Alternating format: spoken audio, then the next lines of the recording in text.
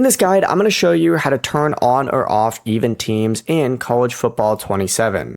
Before we get into this guide, make sure to like the video and subscribe to the channel with all notifications on. It really does help with the channel and it lets us know that you want more content like this. We'd greatly appreciate it. And if at any point throughout this guide you did have any questions, just ask them down in the comment section below and we could help you out further. I'm going to be doing my best to reply to every single comment down there. Starting off on the main menu, you need to scroll all the way down, select settings, and then you need to go ahead and select game settings.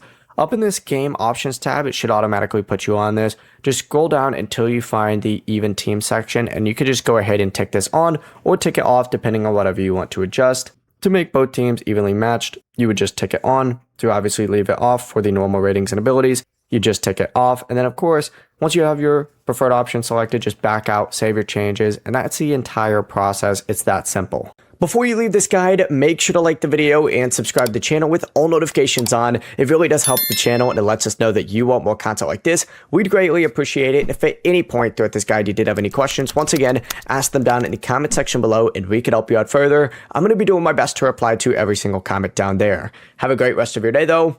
Peace.